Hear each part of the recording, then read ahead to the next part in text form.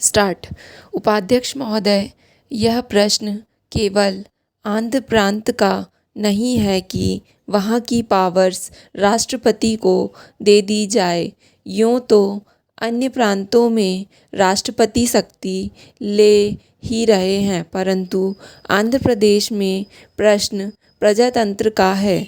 हमारी सरकार और हमारा संविधान, इन दोनों का मूल आधार प्रजातंत्र है और मैं समझता हूँ कि हमें अपने व्यक्तिगत सम्मान, स्वाभिमान और स्वार्थ का ध्यान रखते हुए भी प्रजातंत्र की भावना का आदर करना चाहिए और उसकी रक्षा करनी चाहिए।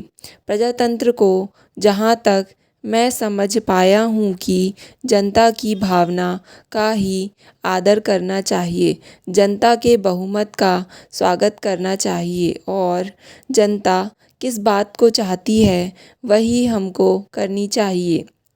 अगर हम यह धारणा बना लें कि जो हमारे दिमाग में है वह जनता को मानना होगा और जनता हमारे पीछे भेड़ों की तरह चले, तो प्रजातंत्र हमारी घोषणाओं में, हमारे नारों में ही रह जाएगा। पैरा।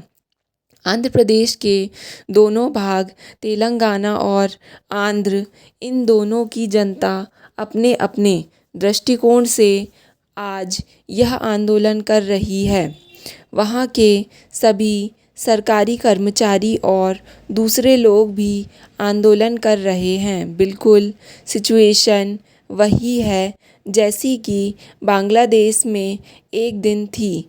आज वहाँ की जनता ने इस बात को प्रकट कर दिया है केंद्र सरकार के सामने कि हम एक साथ मिलकर नहीं चल सकेंगे, हमें अलग प्रांत बना दिया जाए। मैं यह समझता हूँ कि इसमें कोई आपत्ति नहीं होनी चाहिए, लेकिन हमारी सरकार बोलती है हम नहीं मानेंगे।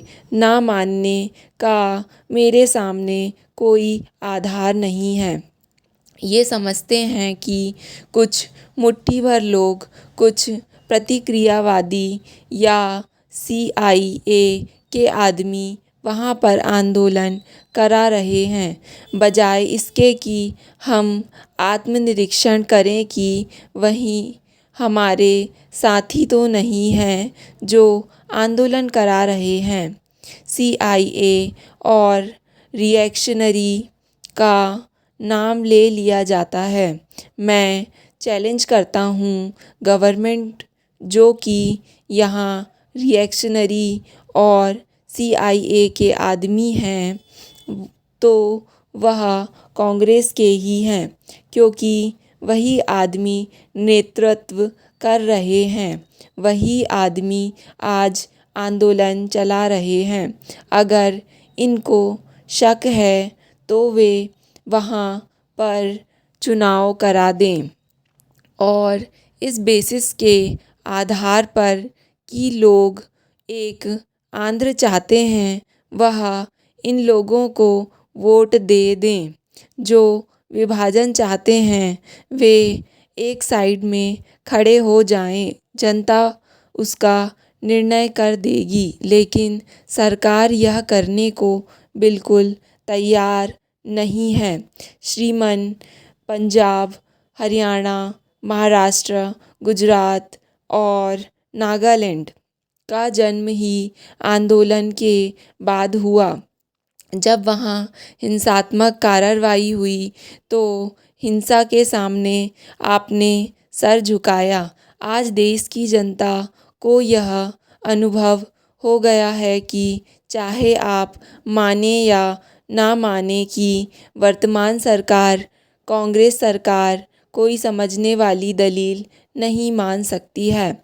अगर आपने तोड़फोड़ ना किया, रेलों को नहीं तोड़ा, उनकी पटरियां नहीं उखाड़ी, बसों को ना जलाया, तो कोई दलील इस गवर्नमेंट की समझ में नहीं आ सकती है।